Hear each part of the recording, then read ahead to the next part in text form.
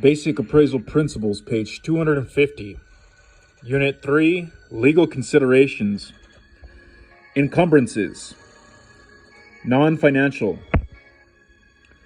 Non-financial encumbrances include those that affect the condition or use of a property and include the following: restrictive covenants, easements, encroachments, license, party wall, profit. Restrictive covenants. A covenant is defined as an agreement, contract, or written promise between two individuals that represents an oath to do or refrain from doing something.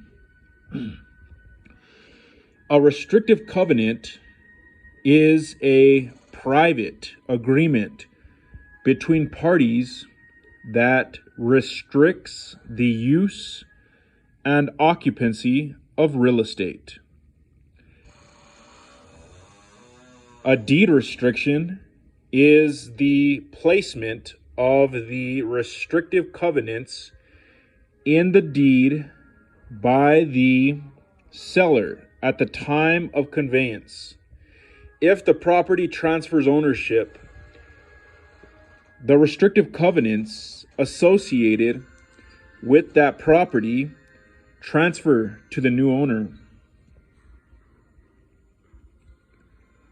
A condition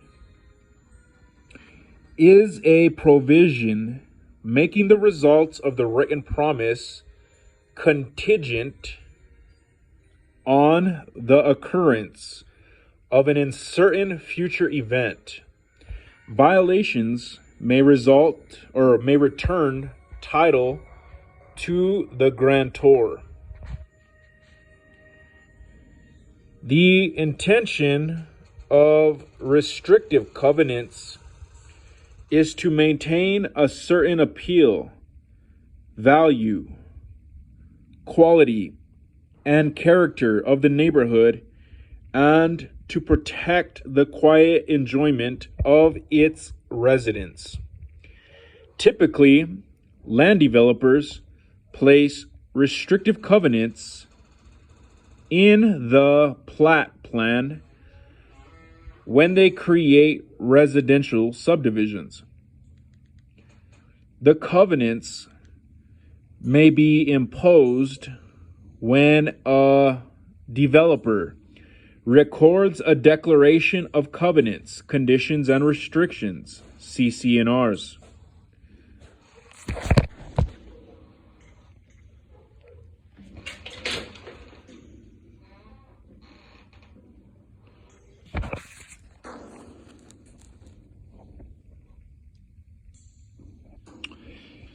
These written rules place restrictions on use and occupancy of the property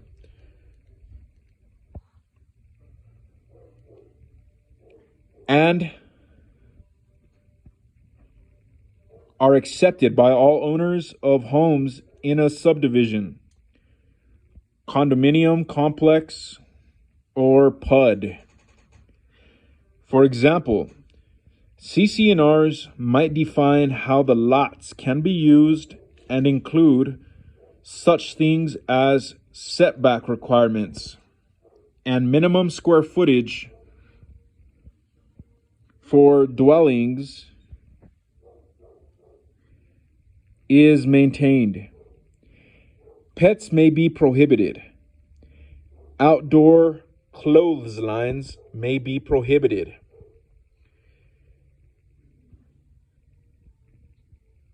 Ages of the residents may be defined. Appraiser's perspective. When appraising a property in a PUD, the appraiser should receive a copy of the CC&R whenever possible to be aware of the restrictions imposed for the development. When selecting comparable properties, the appraiser will ideally choose properties both from within the development and from a competing development. Having an understanding of the CC&Rs will help the appraiser to find a similar / competing development. For example, if the CC&Rs have age restrictions, for instance, senior living, the appraiser will need to find a comparable from a competing development with the same restrictions. Extra notes: written and agreed to by the developer. Page 251. Easements. An easement is a right held by one person to use another person's land for a particular purpose. Easements affect the value and use of property, so the appraiser should find out whether a property is subject to any easements. For example, King's 5-acre property is subject to an easement owned by B&D Railroad. Railroad tracks run across the southeast corner of the property. A prospective buyer would like to build a house on the property, but isn't thrilled about railroad tracks in the backyard. The value of the property is substantially reduced because of the easement. Some of the most common types of easements are shared driveways and easements for utilities such as telephone, sewer, and electric power lines. A standard title insurance report will list all recorded easements, but usually won't list any unrecorded easements. An appraiser should ask about easements and also keep an eye out for indications that the property is used by other people besides the property owner. For instance, the neighbors. The two basic types of easements are appurtenant easement and easements in gross. Appurtenant easement. An easement is said to burden a piece of land. It is an encumbrance or a burden on the property. An appurtenant easement burdens one piece of land for the benefit of another piece of land. The land that is benefited by the easement is called the dominant tenement. The owner of the dominant tenement is called the dominant tenant. The land burdened by the easement is called the servient tenement, and the owner of the servient tenement is the servient tenant.